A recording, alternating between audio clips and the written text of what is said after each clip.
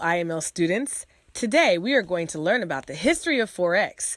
It is important to know about the history of Forex because we need to understand how our money system has worked in the past in order to understand how it can change and how to use it to our advantage moving forward. Before we get started, here's a little bit about myself. My name is Adeze Duncan, representing iMarkets Live. Some of you may know me from Forex 101 on IML TV. Also, I was an educator for 10 years, and now I'm here educating you on the facts and methods of Forex. In order to get started on this journey, you need to remember one thing and one thing only. I am a student, always. This is very important for you to remember and to remind yourself of often. You will hear me use this phrase frequently as a reminder that you are a student that is learning a skill that will pay you for the rest of your life.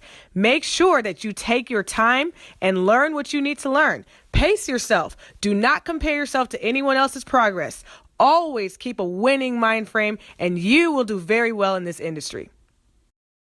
Upon finishing this video, you should have a very good understanding of the following questions. Read through them quietly to yourself. As you are taking notes, make sure to pause this video in order to answer these questions. Now let's get started on the history of Forex. Starting with the bartering system. In the bartering system, people exchanged goods for services. People typically traded things such as livestock, skills, talents, grains, and agriculture, and even people. With the bartering system, people traded things they didn't need for things they wanted or needed. For example, the hunter might trade 10 rabbits to the carpenter for the carpenter's promise to fix his roof. The bartering system may have been very easy to establish. However, it was very much rigged with issues. For instance, what if you had something that no one else wanted? It would be very hard to exchange. The limited shelf life also presented an issue. If you were trading livestock or agriculture, their condition depended on their age and condition. For example, you wouldn't get very much money with a bunch of dying fruits and vegetables. Trying to transport those types of goods and services would put a huge demand on the trader. They would have to travel with a large barrage of people in order to care for their property that they wanted to exchange. Many times, goods would spoil and animals would often die during transport. There was also the issue of fairness in exchange. Both people would have to agree about what each wanted before the exchange could be done. Another issue was trying to do business in small increments. Most things had to be traded in bulk. Eventually, the bartering system was abandoned for a more intermediate commodity system. In ancient China, Africa, and India, they used cowrie shells.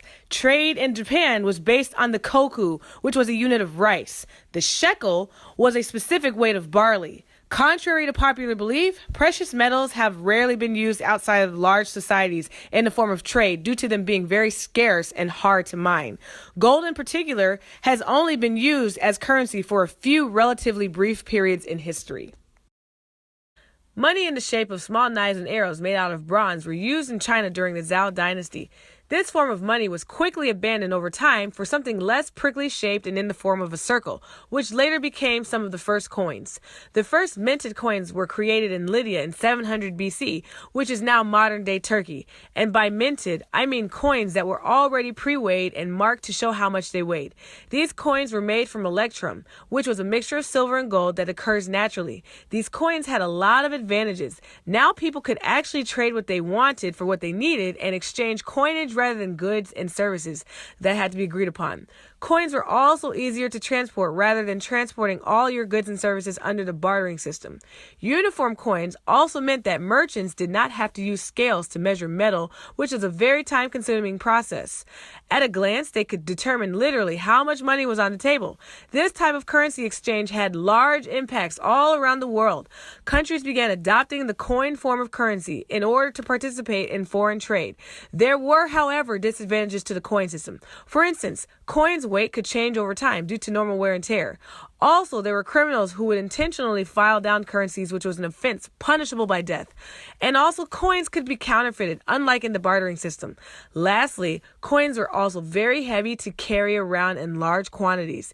Also, it was dangerous to carry these large amounts of money. The Chinese invented paper money in the form of notes, or IOUs, around 700 AD. It became too cumbersome to carry around coins of different increments and weights. Eventually, the people of China allowed private institutions to store their gold and silver coins in exchange for certificates that correlated directly to what they personally had stored. These paper notes could then be easily exchanged back into electrum. The advantages to paper was it was very easy to transport due to it being light. Foreign trade became even easier now that you could give specific denominations of what you wanted to exchange.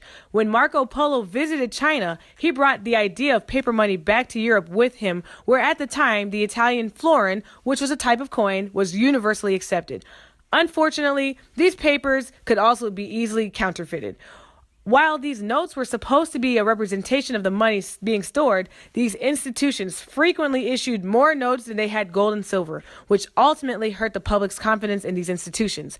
These private institutions also gave rise to the use of banks controlled by governments such as the Federal Reserve, which acted similarly during the gold standard system, which will be talked about shortly. Paper money would not see popularity in the West until about the 1600s, when the bank institutions were created to store gold. Right before World War I, many countries began printing more paper money than they had gold. As a result, this caused a devaluing of their money. At one point, it got so bad in Germany that at one point people were burning wheelbarrows of paper money during the winter in order to stay warm. After World War I, many of the countries came back together to pick up the pieces of their currencies. They all agreed that the gold standard, where their currencies would all be backed by gold. For example, $1 would equal 1/2 ounce of gold. That's just an example. Again, this advantage was desirable because now it meant that people no longer had to carry their gold around with them. However, the problem was, if there was a net transfer of currency from one country to another, then the gold would also have to follow. You can already imagine that that was not the case, and that did not happen. Also, all countries had to be on the same page and agree not to print money just because. As in the case of all of the other monetary systems, eventually countries began to abandon the gold standard during the Second World War, as they began to print a lot of money to fund their military projects. As they printed more money, the value of the gold to dollar ratio went down even more. After World War II, countries came together to determine a monetary trading system that would work. They wanted something that would allow them to trade and keep currency exchange rates fixed. Also, they wanted to keep all countries in this agreement from printing more money when they needed it. They all agreed that the gold standard was too rigid and they needed something that would allow them to keep a leash on the overprinting of money while still allowing flexibility. In 1944, 44 countries came together in the Bretton Woods, New Hampshire, to come up with a monetary system that would be advantageous to all countries that decided to participate in foreign trade. Because the U.S. held 2/3 of all the world's gold at that time, the U.S. dollar was then chosen to become the world reserve currency, which meant that each other country would then peg their money to the U.S. dollar, and the U.S. dollar would then be pegged to gold. Now, that we're not on that same system anymore. However, the U.S. dollar is still utilized as the world's reserve currency. As a result, in the actual Forex market, you will notice that the US dollar has the highest amount of volume when it comes to trades because all countries tend to deal, well, not all countries, most countries tend to deal with the US dollar when it comes to trading. And now you know why. Out of this meeting came two types of institutions, the IMF and the World Bank. The IMF's job was to lend money to countries who needed help in order to keep them from printing more money, which would cause the other countries' money to become more devalued. The World Bank's job was to lend money to the new developing countries that wanted to expand and build up their infrastructure. This was also an effort to keep them from just creating money. The Bretton Woods system severely constrained the U.S. economy as they were constantly lending out more U.S. dollars while their gold reserves were continuing to dwindle due to most countries requesting gold in exchange for their currency. In 1971, Richard Nixon announced that they would no longer honor the gold exchange and announced that he would be taking the U.S. dollar off of the gold standard. What a big shock to the world! Nowadays, many countries' currencies are not backed by anything of value anymore. Instead, currencies' values are now determined by the floating exchange rate.